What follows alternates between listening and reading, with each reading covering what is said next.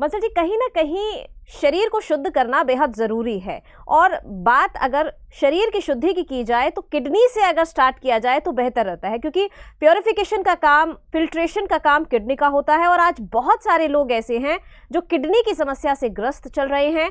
Problems इतनी ज़्यादा बढ़ जाती है कि डायलिसिस की नौबत आ जाती है। पहले महीने में 1 बार डायलिसिस होता था, फिर हफ्ते में 2 बार 3 बार, प्रॉब्लम्स बढ़ती जाती हैं। देखो क्या है, किडनी का जो मामला होता है वो बड़ा गंभीर होता है। आदमी जब तक सोचता है जब तक तो बीमारी बहुत ज़्यादा बढ़ जाती है, क्योंकि इसका कार्य है आपके यूरिन मतलब जितना भी है जो टॉक्सिन है वो बाहर निकाल देना। जब ये निकालना ये छलनी की तरह होता है, जब छलनी एक तरह से वहाँ रुक जाती है तो बात खराब हो जाती है। आदमी समझ ही नहीं पाता। जैसे घर की चाय है, चाय आप डालो छलनी में से निकलती रहेगी, लेकिन कई बार वो छलनी नीचे से जम जाती है। जब जम जाती है तो आप देखोगे चाय डालोगे तो चाय ऊपर से फ्लो करने लग जाती है, मतलब चाय निकलना बंद कर देगी। तो आप उसको फिर उसको झाड़ोगे तो थोड़ा आराम पड़ जाएगा, ठीक हो जाएगी, फिर छलनी काम करना स्टार्ट कर देती है। क्या होता है फिर कई बार छलनी क्या होता है उसमें से 1-2 वो बीच से टूट जाती है, तो जो चाय भी है वो अंदर निकलने लग जाती है, कप में आने लग जाती है। वो कब होता है जब वो छलनी मतलब एक आधे वहाँ से टूट जाए। ऐसे ही दोस्तों हमारी किडनी है, इसका काम है फिल्टर करना। जैसे इसमें फिर पैमाने होते हैं, क्रिएटिनिन है, ब्लड यूरिया है, सोडियम है, कैल्शियम है, फास्फोरस है, फिर इसके अलग अलग एक तरह से रेशे होते हैं। वो मेडिकल उसमें आ जाते हैं कि भाई आपकी किडनी कितना कार्य कर रही है, कितना नहीं कर रही। और ये भी किस चीज़ से चेक होता है दोस्तों, एक तो यूरिन का टेस्ट होता है अलग, यूरिन कल्चर का, एक होता है ब्लड का ही टेस्ट।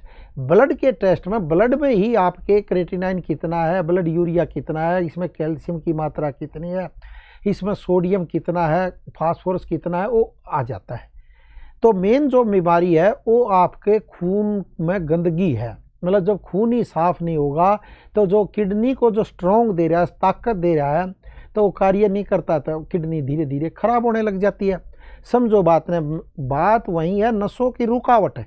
जो हार्ट से जो खून साफ होकर जाता है जब किडनी तक पहुंचता है तो उसमें क्रिएटिनिन बढ़ा हुआ होता है, ब्लड यूरिया बढ़ा होता है, सोडियम भी बढ़ा होता है, कैल्शियम की मात्रा कम होती है। तो वो फिर धीरे धीरे किडनी का मतलब पैमाना ये पता चल जाता है ये किडनी खराब करेगा।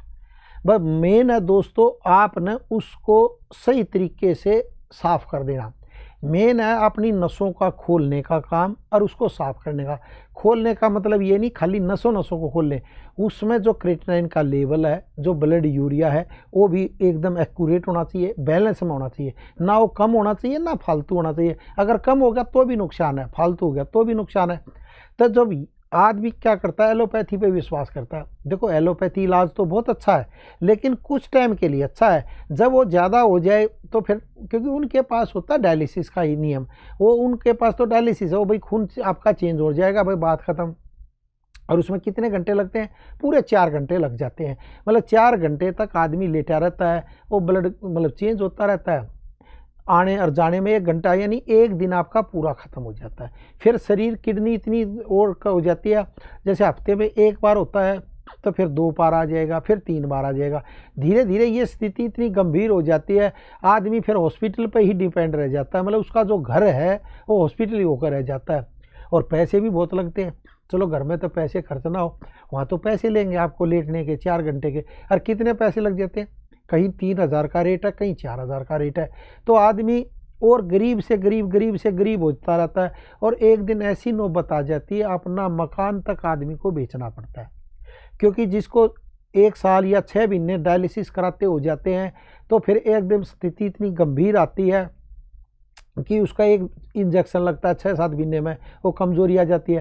हीमोग्लोबिन उसका और कम होने लग जाता है। कई बार मान लो किडनी खराब है, कोई बात नहीं, कईयों का फिर हीमोग्लोबिन भी इतना घट जाता है कि 6 तक 7 तक आता है, फिर उसके इंजेक्शन लगते हैं। तो दोस्तों अगर आपके किडनी में कोई भी अगर खराबी आ गई है, कोई भी किसी तरह खराबी है, मैं तो कह रहा हूँ एलोपैथी के साथ साथ आयुर्वेदिक डॉक्टर से ज़रूर सलाह लें, क्योंकि अब आयुर्वेद में भी बहुत अच्छी रिसर्च हुई है जो किडनी को फिल्टर करने में, साफ करने में बहुत अच्छा काम करती है।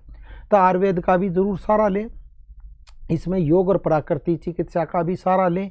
और इसमें जो आसन होते हैं, जो योगा होते हैं, अगर आप भी किसी अच्छे योगाचार्य की देख रेख में करेंगे तो आपको बहुत अच्छा लाभ मिलेगा। अब आपने करना क्या है, अगर आपकी किडनी मान लो ख़राब होती जा रही है, क्रिएटिनिन आपका बढ़ता जा रहा है, ब्लड यूरिया आपका बढ़ता जा रहा है, क्योंकि ये किस कारण से बढ़ता है, एक तो बीपी की जिनको शिकायत रहती है, अगर आपने बीपी की दवाई बंद कर दी तो भी किडनी ख़राब होने लग जाएगी। अगर आपकी डायबिटीज़ बहुत ज़्यादा है वो शरीर में बनी रहती है, कई बार आप डायबिटीज़ की दवाई छोड़ देते हो तो भी किडनी ख़राब होने लग जाएगी। या कई बार डायबिटीज़ में क्या होता है, इंसुलिन आप लगाने लग गए, कई बार इंसुलिन की मात्रा कम या ज़्यादा होने के कारण भी किडनी पे इफेक्ट आ जाता है, फिर डायलिसिस पर नौबत आ जाती है। तो इन चीज़ों का ध्यान रखें। तीसरा जो मुख्य और कारण है वो है पेन किलर का सेवन करना। अगर आप पेन किलर जितनी ज़्यादा से ज़्यादा और तेज़ से तेज़ लोगे, क्योंकि दर्द होता है तो आदमी कहता है यार चल मैं खा ही लूँ, देखी जाएगी जो होगा, तो वो भी किडनी को धीरे धीरे ख़राब कर देती है, कई बार किडनी पर इफेक्ट आ जाता है। अगर लंबे टाइम से अगर आप इनमें से कोई सी भी चीज़ से गुजर रहे हैं, अगर आपने कई बार बीच में छोड़ दी तो कभी आपको पता नहीं चलेगा किडनी में ख़राब आ गया, वो धीरे धीरे ख़राब होती चली जाएगी।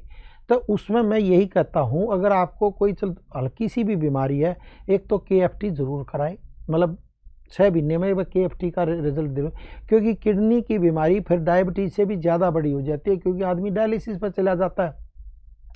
अब हमारे पास बहुत पेशेंट आते हैं, हम कहते हैं हम हर एक को ठीक कर देंगे, ऐसा बिल्कुल भी नहीं है दोस्तों, क्योंकि कंडीशन किसी किसी की बहुत ज़्यादा ख़राब होती है। मान लो किसी का 11 क्रिएटिनिन हो तो हम कैसे एकदम में ठीक करेंगे, हमारे से नहीं हो पाएगा दोस्तों, क्योंकि आयुर्वेद की भी अपनी लिमिट है, योग और प्राकृतिक चिकित्सा के भी अपनी अपनी लिमिट है, हर चीज़ एक लिमिट में है। अगर आपका बहुत ही ज़्यादा बढ़ गया, बीमारी ज़्यादा भयंकर होगी तो क्या करें, फिर तो डायलिसिस ही होना है, फिर उसका कोई उपचार नहीं होता।